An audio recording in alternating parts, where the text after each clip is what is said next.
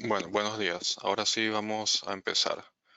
Bienvenidos a este webinar de soluciones analíticas, Analítica del Pacífico y Grupo Analítico Centroamericano, representantes de Thermo Scientific en Argentina, Perú, Panamá y Guatemala.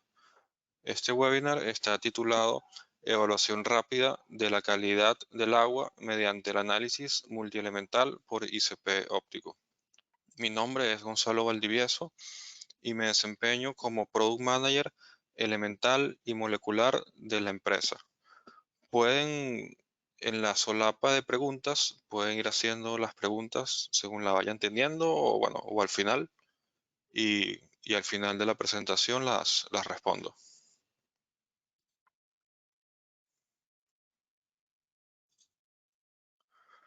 Bueno, comenzamos.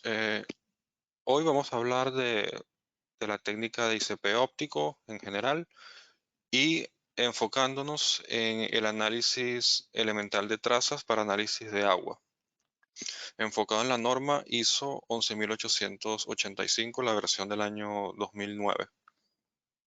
Vamos a hablar en general de los equipos de análisis elemental de trazas y por qué el ICP óptico es el equipo más adecuado para esta norma, cuáles son las características del instrumento, la implementación del método y las conclusiones. Incluso en pequeñas cantidades, muchos elementos pueden tener efectos tóxicos en el agua que bebemos o en la cadena alimenticia. Por lo tanto, es importante monitorear la composición de trazas elementales en los diferentes tipos de aguas, ya sea potable, de desechos, superficiales. Es importante para la salud humana, animal y ambiental. Por esto es importante controlar periódicamente para determinar la cantidad de trazas elementales presentes. La norma ISO 11885 establece un método para este tipo de análisis. Se establece la determinación de elementos seleccionados mediante espectrometría de emisión óptica de plasma acoplado inductivamente, o sea, ICP óptico, ICP-OS por sus siglas en inglés. Se especifica un método para la determinación de 35 elementos en diferentes tipos de aguas, por ejemplo, terrestre, superficial, agua potable y residual. Se establecen métodos para digestión de agua, lodo y sedimentos en el caso que el análisis lo amerite. En la norma se especifica cómo es toda la implementación del método. Este es un ejemplo de 3 elementos, como están listados en la norma. Se especifican las longitudes de onda recomendadas para cada elemento, cuáles son los límites de cuantificación y cuáles son las interferencias espectrales importantes que podrían haber. Por ejemplo, acá tenemos la plata. La norma lista 2 líneas de emisión recomendadas. Les recuerdo que mientras un elemento sea más complejo, tiene una mayor cantidad de líneas de emisión. Por ejemplo, la plata va a tener muchas más líneas de emisión que, por ejemplo, un metal como litio. Lo ideal es hacer los análisis en las líneas que sean más intensas, porque esto nos va a dar una mayor sensibilidad. Pero hay otros factores a tomar en cuenta, o sea, porque quizás la línea más intensa de la plata tiene muchos elementos comunes que también tienen líneas de emisión que interfieren con ella. Entonces hay que tener en cuenta ciertos factores para escoger una longitud de onda, intensidad y ausencia de interferencias. Por ejemplo, aquí para la plata, en esta longitud de onda, esta línea de emisión, se, se nombran cuáles son los límites de cuantificación en la vista radial y en la vista axial y cuáles son los elementos que pueden interferir. Para esta línea, hierro, manganeso y circonio, si están presentes, van a interferir con la plata. Para esta línea, cromo, hierro, circonio y manganeso. O sea, hay formas de eliminar estas interferencias, ya lo veremos más adelante. Bueno, y además se establecen los límites de detección radial o axial cuando entremos en las características del equipo. Les voy a mostrar cuáles son estas dos formas de medición. Básicamente, radial se usa eh, cuando se tienen grandes cantidades, elementos mayoritarios que suelen estar en grandes cantidades en las muestras, tipo sodio, potasio en agua. Es un método de medición más robusto, pero menos sensible. Axial es más sensible, pero menos robusto. La norma también establece las interferencias. De manera general hay dos tipos, espectrales y no espectrales. Las espectrales son causadas por la luz de otros elementos presentes en la matriz, o sea, como ya les había dicho en el caso de la plata. El error es aditivo y normalmente provocan una lectura erróneamente alta. Durante el desarrollo del método, el objetivo es evitar la superposición de líneas mediante la elección de una línea alternativa sin perturbaciones. Si esto no es posible, estos efectos se pueden compensar utilizando corrección por medio de software. Acá vemos un ejemplo de una interferencia. El pico que vemos resaltado en rojo es el analito de nuestro interés. Y acá vemos uno que está muy cercano, de menor área, resaltado en azul, que se suma a este y entonces me va a crear otro pico ligeramente deformado. La forma hay dos formas de evitar esta interferencia. Una es buscar otra línea de emisión que esté libre de interferencias o compensando la interferencia por medio de haciendo una corrección de software. Obviamente la primera opción siempre va a ser la más ideal porque una corrección de software siempre va a ser suposiciones, pero tenemos tenemos las dos posibilidades. Es importante que los equipos de los ICP ópticos tengan una buena resolución. En el caso, o sea, porque tener una buena resolución va a permitir resolver entre dos picos que se encuentran muy cercanos entre sí. En el caso del ICP óptico de Thermo Scientific, tiene una resolución garantizada de 7 picómetros. Para la mayoría de los equipos está por debajo de eso. Eso va a permitir resolver entre picos que se encuentren muy cercanos entre sí. Pero siempre va a haber casos de picos que están tan cerca que hay que buscar otra línea de emisión o hacer corrección por medio de software. Las otras interferencias son las no espectrales. Se dividen en físicas, de excitación y químicas. Las físicas son las que están asociadas con la nebulización de la muestra y otros procesos de transporte de la muestra hasta el plasma. Estas diferencias pueden estar en la viscosidad, densidad o matriz de la muestra o también del procedimiento de digestión o conservación que se usó y pueden producir tanto aumento como disminución de la señal del analito. Luego está la interferencia de excitación, que se produce por el cambio de la temperatura del plasma debido a la introducción de la muestra, que puede provocar un aumento o una disminución de la señal. Además, elementos que liberan electrones fácilmente pueden cambiar la densidad de electrones en el plasma, lo que puede influir en la distribución entre las transiciones atómicas e iónicas. Esto quiere decir, por ejemplo, una muestra que tiene un alto contenido de sólidos, cuando entra el plasma puede hacer que su intensidad oscile. Y eso va a afectar la precisión, la exactitud de nuestra medición, porque no se está manteniendo estable. Por eso es ideal la robustez del plasma, es algo muy importante, es un factor muy importante a tener en cuenta, porque mientras el plasma sea más robusto, estos problemas van a ser menores. De igual manera, el plasma básicamente es gas ionizado. Este, Cuando se tiene una gran cantidad de electrones, también puede aumentar la cantidad de electrones en el plasma y eso también lo hace oscilar, lo que también puede llevar a lecturas erróneas. Y luego están las químicas que no son muy comunes, que se caracterizan por la formación de compuestos moleculares, variación del estado de oxidación y efecto de vaporización de solutos. La norma también establece cuáles son los reactivos que se deben usar para la implementación del método.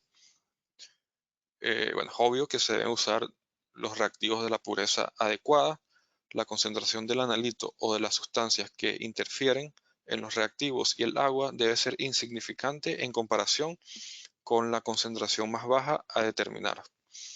Los estándares de elementos a analizar pueden ser multielementales. Acá esta es una solución multielemental.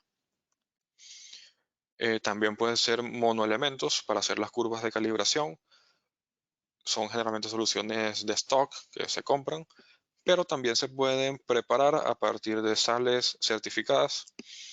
Estas sales, lo recomendable es secarlas en una estufa toda una noche antes de preparar las soluciones para asegurarse de que esté bien seca. El agua para hacer todas las diluciones o cualquier cosa que se tenga que hacer para el estudio tiene que ser libre de trazas metálicas, igual con los ácidos de alta pureza que no tengan elementos que vayan a interferir con el análisis. Eh, el análisis ambiental tiene varios retos. Bueno, el análisis ambiental es bastante amplio. Hoy vamos a estar hablando principalmente del de aguas. Hay que tener en cuenta la regulación, o sea, van a haber muchas normas que para estandarizar los métodos. La matriz de la muestra, en este caso puede ser la matriz de dónde proviene el agua, ya sea potable, de río, de estanque, superficial. El rendimiento tiene que ver con la rapidez con que trabaja el equipo y la cantidad de muestras que puede hacer. Esto ya va a depender quizás de las necesidades del laboratorio, qué tan rápido necesita tener resultados y cuántas muestras tiene. La variedad de la muestra tiene que ver con que el equipo también tiene que ser adecuado para medir diferentes concentraciones de analitos que pueden ser muy variadas en el nivel de trazas para algunos elementos y concentraciones más altas para elementos tipo los alcalinos que suelen estar en concentraciones bastante altas en el agua. ¿Por qué el ICP óptico? O sea, nosotros en Thermo Scientific tenemos, como representantes de Thermo, tenemos toda la línea de análisis elemental de trazas, desde absorción atómica, por llama, horno de grafito, ICP óptico, ICP masas y también los equipos más avanzados que no vienen al caso de alta resolución. El ICP óptico tiene una excelente combinación entre robustez, límites de detección y rendimiento. Absorción atómica, voy a hablar un poco de esta técnica más adelante, porque es como la técnica tradicional con la cual se hacían análisis ambientales. Pero es una técnica que está más limitada con respecto a los elementos, pues se pueden hacer menos elementos que con ICP. Además, es una técnica secuencial, o sea, quiere decir que solo puedo analizar un elemento a la vez. Y para llama, los límites de detección están en el rango de partes por millón. Con generación de hidruros, para algunos elementos que pueden formar hidruros, estos límites se pueden bajar hasta partes por billón. El ICP y el ICP óptico y el masas son técnicas simultáneas. Esto quiere decir que pueden determinar todos los elementos presentes en una muestra al mismo tiempo. El ICP masas, bueno, va a tener límites de detección mejores que el ICP óptico, obviamente, pero no tiene la robustez del ICP óptico. Esto más adelante lo vamos a ver en un ejemplo.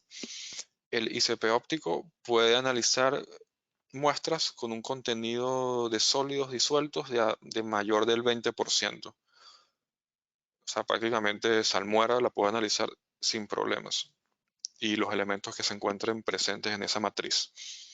El ICP masas no, hay que diluir las muestras antes de introducirlas en el equipo para que tengan un contenido de sólidos disueltos no mayor de 0.4 a 0.5%. En resumen, va a depender de la aplicación. El ICP óptico va a ser una técnica más robusta, pero tiene límites de detección en el rango de ppb, sub-ppb. ICP masas tiene límites de detección 1000 veces más bajos en el rango de partes por trillón, pero es una técnica menos robusta. O sea, para esta aplicación en particular que vamos a hablar hoy, el ICP óptico es el instrumento perfecto. Bueno, antes de entrar en las características del ICP óptico, les iba a hablar un poco sobre absorción atómica, porque como ya les había comentado, es, es el equipo clásico para hacer análisis ambiental, sobre todo con generación de hidruros, ya que esto permite alcanzar límites de detección en el rango de los parte por billón para algunos elementos. Estos elementos que vemos acá: antimonio, arsénico, bismuto, selenio, teluro y estaño. Lo que se hace es acidificar la muestra, se mezcla con un reductor, en este caso borohidruro de sodio. El analito se reduce a un hidruro gaseoso. En este caso, aquí tenemos el ejemplo del arsénico. Se forma el gas arsina. Este gas se separa de los líquidos y es transportado a la llama con un gas inerte, ya sea argón o nitrógeno. El analito es atomizado y se mide la señal. Durante mucho tiempo esta fue la técnica que se usó para analizar todos estos elementos y todavía es muy buena, o sea, porque absorción atómica sigue siendo una técnica muy buena y muy usada, pero tiene la desventaja de que para alcanzar esos límites de detección con la llama está limitada a estos elementos que pueden formar hidruros, además de ser una técnica secuencial. O sea, que para un laboratorio que tenga un alto rendimiento, una gran cantidad de muestras al día, no va a poder seguir el mismo ritmo de un ICP óptico. Entre algunas aplicaciones típicas es arsénico en agua, selenio en aguas residuales, mercurio en suelos y lodos, aunque mercurio no es por generación de hidruros, sino es por vapor frío directamente. Arsénico en agua de mar y mercurio en agua potable.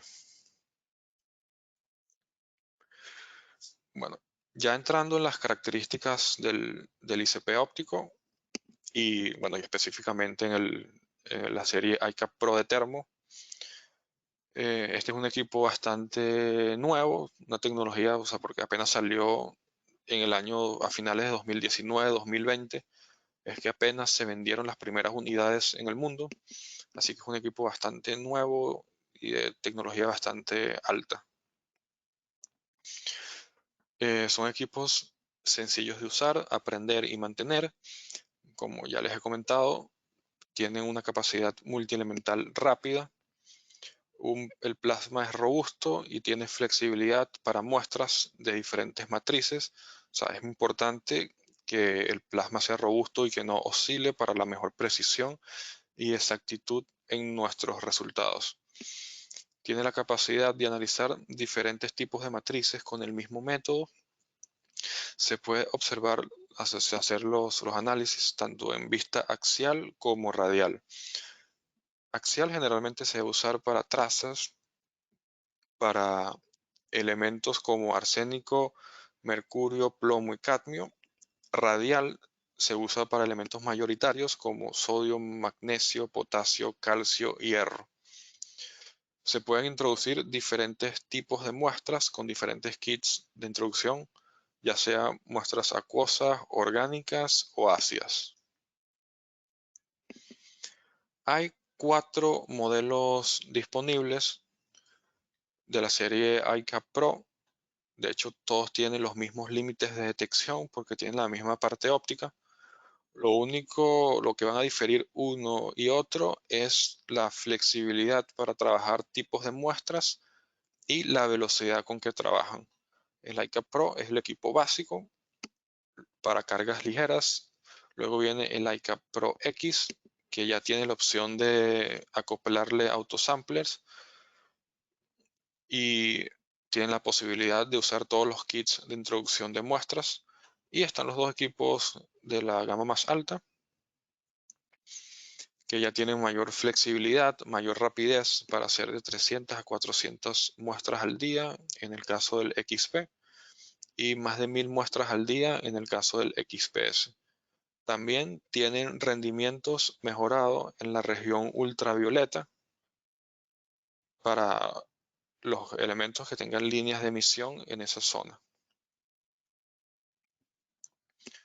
Es un equipo fácil de instalar, o sea, tiene un cable o enchufe de alimentación estándar. No tiene conexiones en la parte trasera del instrumento, lo que permite pegarlo a la pared, lo que ayuda con aprovechar el espacio. El procedimiento de instalación y puesta en marcha es bastante sencillo, en medio día se puede hacer. Es el ICP óptico más pequeño del mercado. Aquí pueden ver, tiene una huella de 0,42 metros cuadrados. Esto es una variable muy importante en la actualidad, donde los espacios de los laboratorios cada vez son más chicos y más limitados. Acá hay una tabla con algunos límites de detección con las vistas axial V, con el modo mejorado y radial. Los límites de detección suelen estar entre el rango de ppb hasta sub-ppb. Con respecto a la generación anterior de iCap, que era la serie iCap 7000, se mejoró el rendimiento en la vista radial y también en el modo de adquisición V mejorado.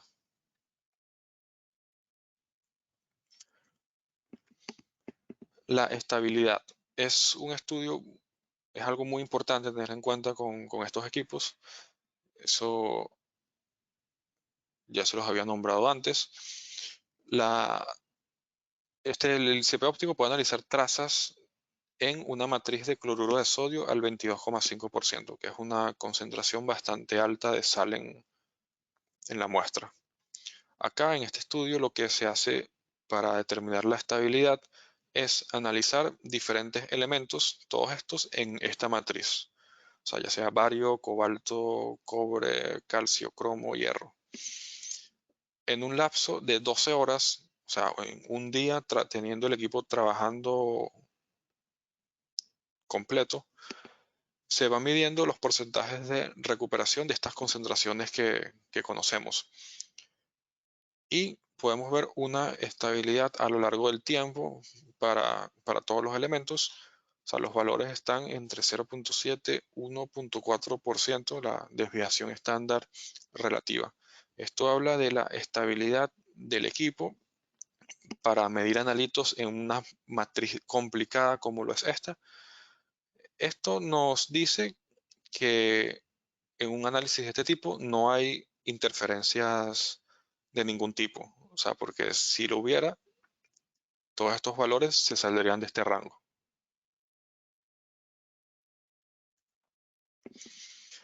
Rango lineal es otra variable importante a tener en cuenta en un ICP óptico. La linealidad está probada en más de 60 elementos. Por cada analito y vista tienen de 5 a 6 órdenes de magnitud, donde se tiene una curva, o sea, una curva de calibración lineal. Y acá podemos ver algunos rangos lineales para algunos elementos. Por ejemplo, el litio tiene límites de detección que van desde 0,0001 ppm hasta 1. En el caso del magnesio desde 1000 hasta 0.01 ppm.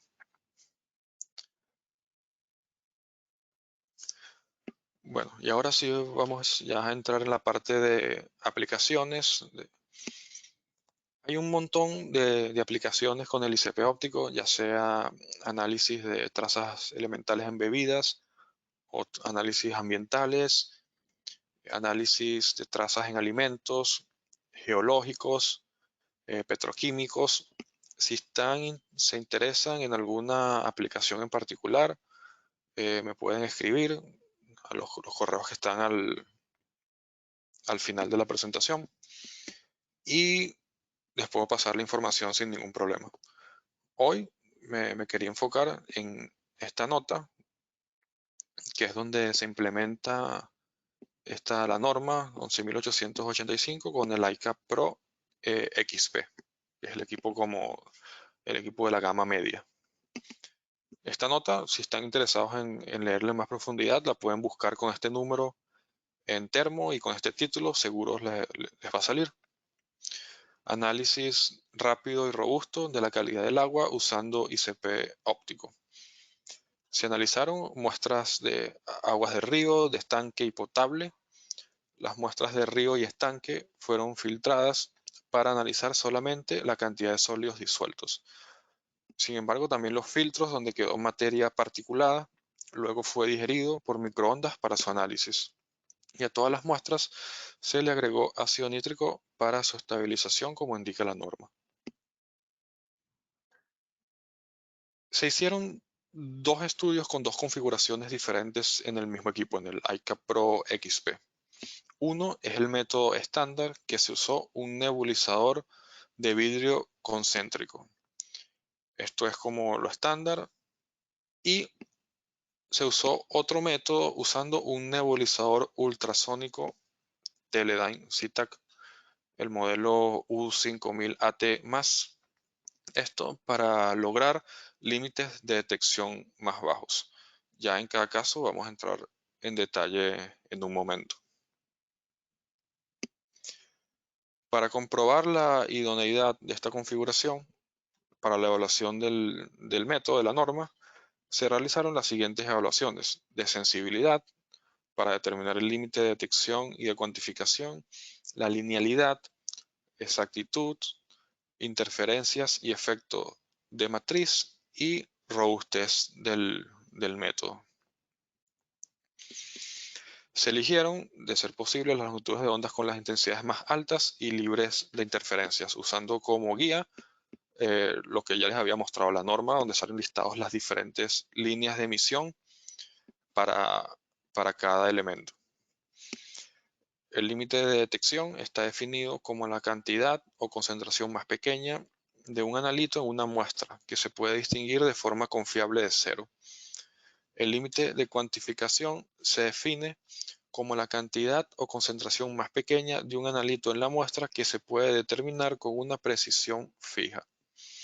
Los límites se calculan con el software del equipo que se llama Qtegra ISDS de manera automática para cada longitud de onda y vista. También, bueno, eso no voy a entrar en mucho detalle, pero este software es el mismo que se usa para muchos equipos de análisis elemental en otros equipos de termo. Por ejemplo, en el ICP masas y en los espectrómetros de masas de relaciones isotópicas. Es un software bastante amigable y sencillo de usar. Bueno, usando las longitudes de ondas con las intensidades más altas y libres de interferencias, se determinaron estos límites de detección y cuantificación. Por ejemplo, para bario, en esta longitud de onda, en la vista axial se lograron estos límites. Hay algunos para el sodio, se analizó en radial, pueden ver que es menos sensible, o sea, los límites de detección son más altos para, para la mayoría de los compuestos, para todos los compuestos en la vista radial. Pero acá podemos ver que los límites obtenidos en este estudio están en el rango de ppb, de un dígito, y la mayoría están por debajo de de 1 y cumplen a cabalidad los requisitos de la norma ISO para cada analito. El otro método fue el que con el nebulizador ultrasónico. Acá lo vemos, el nebulizador U5000AT más de Teledyne, que es una marca que vende termo. En este tipo de nebulizador, la solución se bombea a través de un tubo que termina cerca de una placa de un transductor y que vibra a una frecuencia ultrasónica. Esto va a hacer que la cantidad de aerosol producida sea del 10 al 20%, que es mucho más alto que lo que se produce en un nebulizador convencional. En un nebulizador estándar, ya sea de llama, o sea, de una absorción atómica o de un ICP óptico, la cantidad, o sea, se introduce la muestra de manera líquida, va a pasar por un nebulizador y se va a producir un aerosol. Pero el tamaño de las gotas, de todas estas partículas producidas, va a ser diferente. Las más grandes van a ir a un desecho, no nos interesa que pasen al equipo, mientras que las más pequeñas van a ser arrastradas por el gas para ir al plasma o a la llama, según sea el equipo. Este valor de manera estándar suele estar entre el 5-8%. Con el nebulizador ultrasónico se logra aumentar esto, como lo dice acá, del 10 al 20%. Esto permite lograr límites de detección mucho más bajos. Sin embargo, tiene sus desventajas. El costo es mucho mayor que un nebulizador concéntrico estándar. Hay mayor susceptibilidad a los efectos de la matriz. Hay poca tolerancia a alto contenido de sólidos disueltos. Por ejemplo, ese análisis que les había mostrado de el estudio de estabilidad con la salmuera, con una solución al 22% de cloruro de sodio, en un nebulizador ultrasónico sería complicado, o sea, porque no se puede analizar una muestra con un contenido de sólidos tan alto. También los tiempos de enjuague son más largos, lo que hace que en general los análisis sean más lentos. Pero bueno, con sus desventajas se logran límites de detección y de cuantificación mucho mejores que con el nebulizador estándar. Para todos los elementos, al menos 3 veces mejor. Algunos 3,7, 5. Para el galio se logró mejorar hasta 15 veces. Así que dependiendo de la aplicación puede ser muy ventajoso el uso de un nebulizador ultrasónico. También se probó la linealidad específicamente para esta aplicación. Se logró una curva de calibración con valores muy cercanos, un valor de R cuadrado muy cercano a 1. Para elementos alcalinos se logró una linealidad desde 0 hasta 10.000 ppb. Para otros analitos desde 0 hasta 1000 ppb. Acá podemos ver un ejemplo de la curva de calibración para boro a esta longitud de onda en el modo de vista axial. Otro estudio que se hizo fue el de precisión y también para ver la ausencia o la presencia de interferencias espectrales.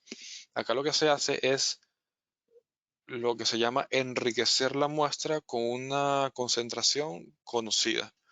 Por ejemplo, el agua de río, la muestra de agua de río, se enriqueció con una concentración conocida de 0.5 microgramos por litro, o sea, ppb, de bario, berilio, manganeso, estroncio y titanio. Y lo mismo con diferentes concentraciones de todos estos elementos que se ven acá. Lo que establece la norma es que cuando yo hago los análisis de cada elemento, yo tengo que tener porcentajes de recuperación entre el 80 y el 120%. Esto me indica la ausencia de interferencias espectrales. O sea, quiere decir que mi matriz, o sea, que la matriz no, perdón, que estos elementos, si yo estoy midiendo lo que yo sé que agregué, no hay otros elementos que me estén interfiriendo. O sea, esto es muy importante para evaluar la precisión de los resultados y la ausencia de interferencias espectrales. Para ver los efectos de matriz a interferencias no espectrales, lo que se hace es agregar un estándar interno de, en este caso, itrio. Les recuerdo que estos equipos pueden analizar todos los elementos que se encuentren presentes en la muestra en una sola corrida. O sea que yo desde el análisis 0 hasta el análisis 250, yo en todos los análisis determino los elementos, el analito de interés, pero también determino itrio, el estándar interno. Lo que se hace acá es que los porcentajes de recuperación deben estar entre el 80 y el 120% para decir que no tengo interferencias no espectrales y no hay efectos de matriz. En este caso, se obtuvieron valores entre el 80 y el 110% durante las 250 análisis, lo que eh, dice que no hay interferencias no espectrales y garantiza aún más la precisión de los datos. Para el agua de río y de estanque, ya les había comentado que se filtraron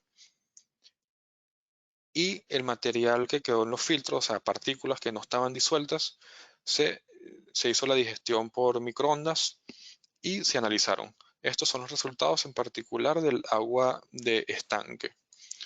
Aquí podemos ver que para muchos elementos o están ausentes o están por debajo de los límites de detección, pero se logró determinar sin problemas todos esos sólidos que no estaban disueltos en la muestra.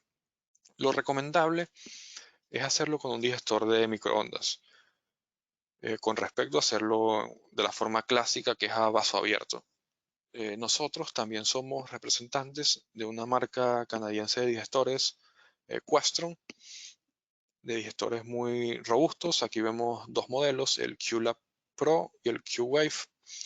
Es muy ventajoso hacer digestiones de microondas con respecto a vaso abierto, o sea, porque se van a tener condiciones controladas y reproducibles, no va a haber pérdida de analito comparada con recipientes abiertos, se pueden digerir muestras problemáticas que quizás se van a dificultar más haciéndolo con calentamiento. El ácido nítrico es adecuado para la mayoría de los productos y usualmente se requiere menor cantidad de ácidos. Con estos dos puntos, lo que quiero decir es que cuando se hace una digestión a vaso abierto con calentamiento, además de que suele tardar mucho tiempo, se suelen usar mezclas de ácidos para muestras difíciles. Para digerir con microondas, generalmente con un solo ácido nítrico es más que suficiente. Además, que se requiere una menor cantidad. Esto a largo plazo va a tener un beneficio económico, o sea, en menor cantidad de reactivos. Es un método simple y se requiere poca muestra. Bueno, ahora finalizando, pasamos a las conclusiones. Se lograron amplios rangos dinámicos para todos los elementos mencionados en la norma. Se obtuvo desde 0 hasta 1000 microgramos por litro para la mayoría de los analitos y se alcanzaron niveles de hasta 10.000 microgramos por litro para elementos mayoritarios, lo que demuestra la utilidad del ICAP Pro XP para detectar una amplia gama de elementos en concentraciones variadas. El instrumento ofrece la flexibilidad de elegir las concentraciones las longitudes de onda que se utilizarán según las concentraciones de elementos esperadas y la presencia de posibles interferencias. Se logró una sensibilidad por debajo de 1 ppb para el 75% de los analitos con un nebulizador estándar. Y los requisitos del método se cumplieron por completo y se superaron en muchos casos. Incluso se pueden lograr límites de detección más bajos y una mayor sensibilidad acoplando el equipo a un nebulizador ultrasónico. Los valores de recuperación estuvieron en el rango esperado, más o menos 20%, para muestras enriquecidas, lo que demuestra la precisión de la técnica, la configuración analítica y la ausencia de interferencias. Con el método se logró un análisis rápido de todos los analitos utilizando los modos axial y radial. Esto permitió un alto rendimiento de la muestra con un tiempo de inactividad mínimo y no requirió la interacción del usuario durante largos periodos de tiempo. O sea, si se tiene un autosampler con una gran cantidad de capacidad de muestras, o sea, prácticamente el equipo puede funcionar solo. El autosampler más grande tiene una capacidad para 360 muestras. O sea, prácticamente el equipo puede funcionar solo durante todo un día con esa capacidad. Y esto es especialmente importante para laboratorios donde se tienen que analizar cientos de muestras al día. En resumen, el ICP óptico de la serie iCap Pro es un equipo que con un menor capital ofrece una gran robustez, simplicidad de uso, mayor productividad, mejor retorno de la inversión y una gran flexibilidad para tratar diferentes tipos de matrices y concentraciones de muestras. Muchas gracias por su atención. Aquí están los mails. Si, si tienen alguna duda, alguna información adicional, cualquier cotización de un equipo, ya sea de ICP óptico o cualquier otra de las líneas que manejamos. Bueno, vamos a ver si tenemos preguntas.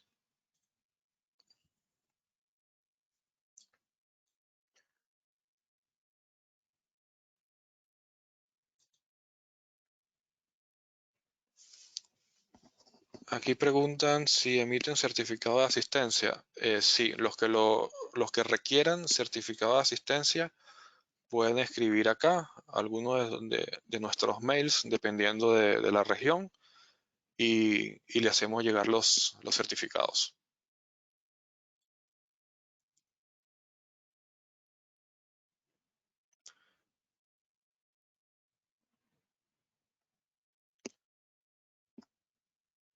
Acá preguntan, ¿está seguro que son 7 picómetros de resolución? Sí, eso está especificado en los folletos de nota, en los folletos de especificaciones del equipo.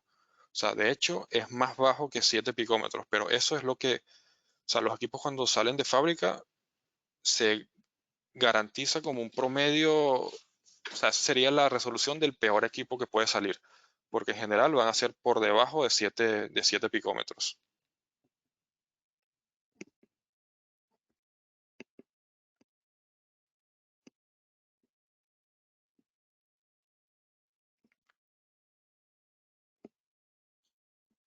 Otra pregunta.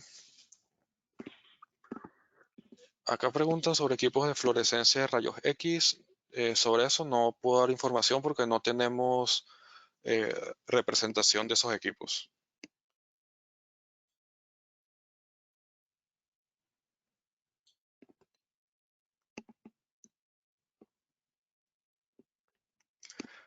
Otra pregunta. ¿Qué condiciones mejora el Enhanced UV, o sea, el método mejorado de ultravioleta? Mejora los límites de detección. O sea, se van a tener límites de detección mejorados con respecto al método normal, pero solamente para los equipos de la gama más alta, el iCap Pro XP y el XPS.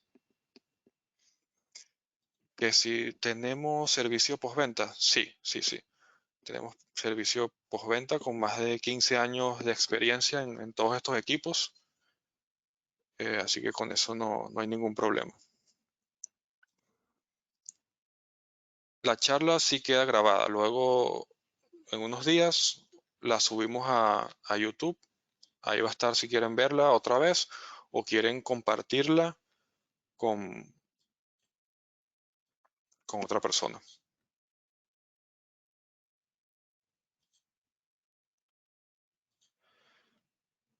Estos equipos pueden utilizarse por encima de los 3.000 metros sobre el nivel del mar. Sí, sí, sí.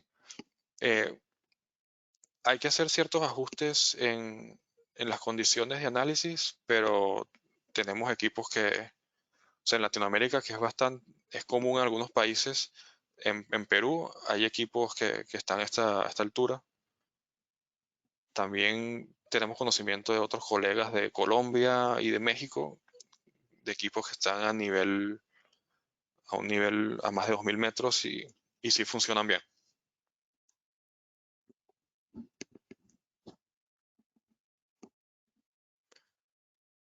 Vamos a ver otras preguntas.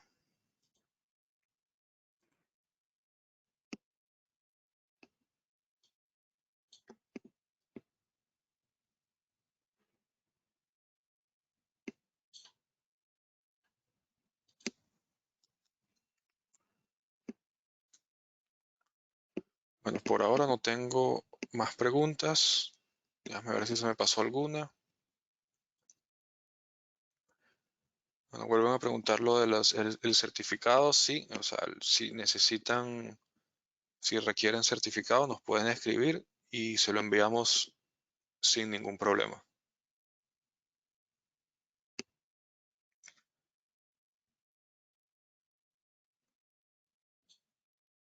¿Y por qué debería usar, por qué el ICP masas? ¿En qué aplicación el ICP masas sería mejor que el ICP óptico? Eso va a depender de la norma. Obviamente el ICP masas tiene límites de detección mucho mejores, hasta 1.000 veces eh, mejor que el ICP óptico, pero para esta norma en particular que les hablé hoy, la ISO 11.885, se establece el análisis con ICP óptico. Hay otras normas, si mal no recuerdo, hay una nota de aplicación de termo, la EPA 200.8, establece el análisis de agua con ICP masas. O sea, en ese caso se requieren límites de detección más bajos.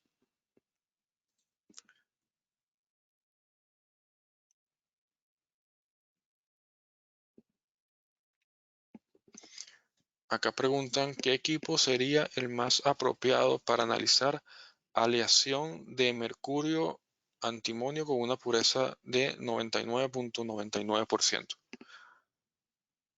Mientras se hagan las diluciones y se lleve a las diluciones a una concentración que pueda manejar el equipo, o sea, se puede analizar en cualquier equipo.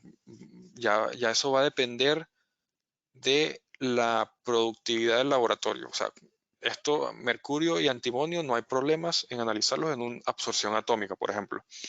Si, si se va a hacer 10 análisis al día y analizar dos elementos,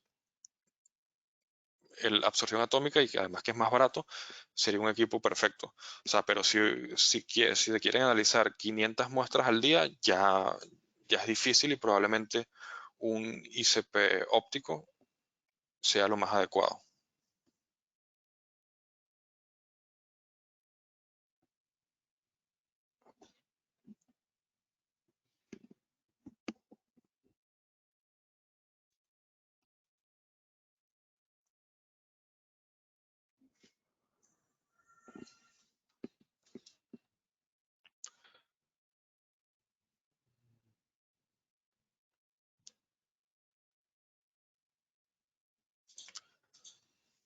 ¿Qué consideraciones tendría que tener en cuenta para determinar potasio y litio en altas concentraciones de salmuera?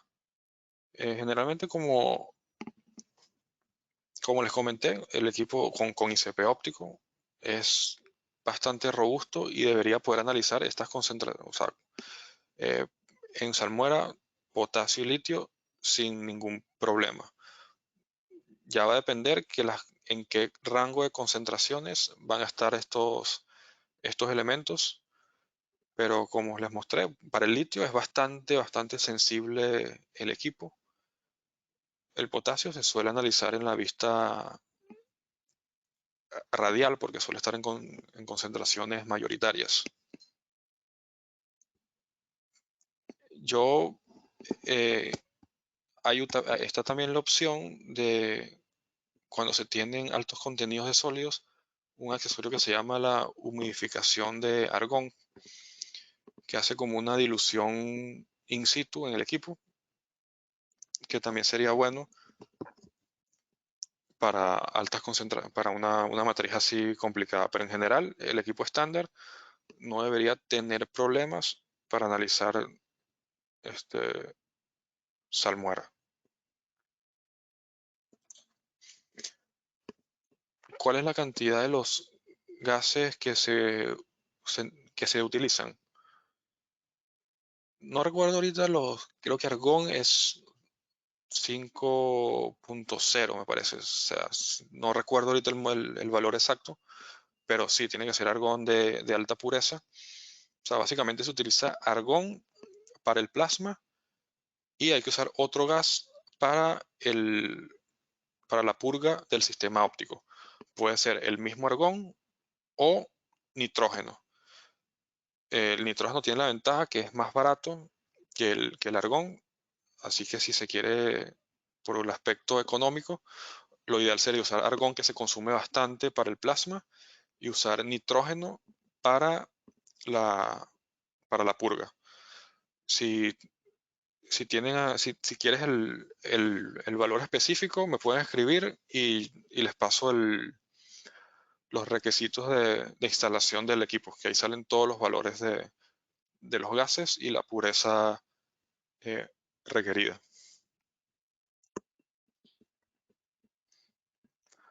Para determinar metales pesados necesariamente se tiene que realizar digestión. ¿Qué tipo de digestor nos recomienda? Para analizar no tiene, o sea, hace falta una digestión si la muestra, si es una muestra, por ejemplo, una muestra sólida, hay que tratar y no hay que tratar de alguna manera para poderla introducir en el equipo. O sea, yo nada más puedo introducir muestras líquidas. Por ejemplo, yo voy a determinar metales pesados en agua potable.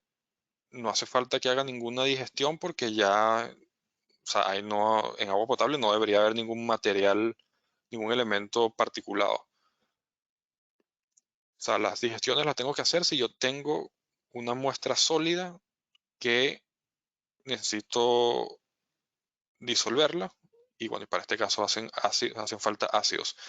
Y bueno, en el caso específico del análisis de agua, pueden haber muestras sucias de aguas de río o aguas residuales o de lagos que tienen mucho material particulado. Y en ese caso, sí, o sea, la, eh, se filtra la muestra, el, la solución filtrada la puedo analizar directamente porque no tiene sólidos suspendidos, y lo que queda en el filtro, eso sí tendría que digerirlo y para poder introducirlo en el equipo. Y digestores, bueno, obviamente recomendamos los que vendemos, de verdad son muy buenos, muy robustos. Hay dos modelos dependiendo de la potencia que se requiera, uno con menos potencia y uno que tiene dos magnetrones para muestras más difíciles, y para mayor cantidad de muestras también es más grande.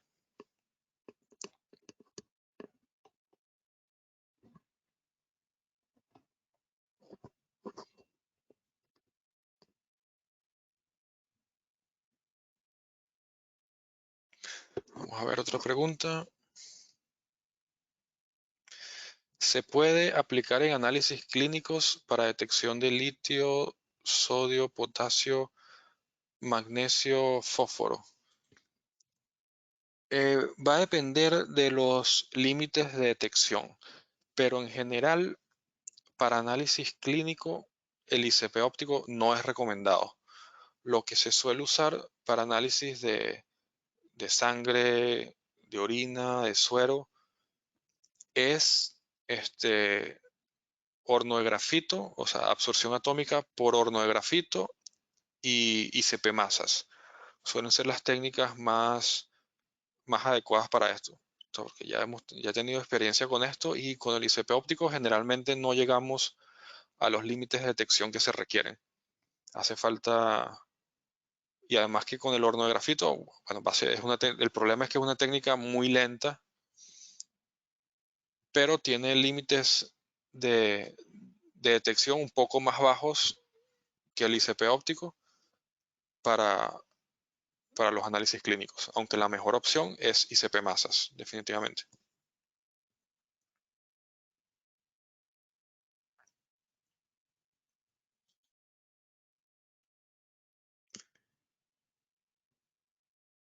Bueno, no veo más preguntas.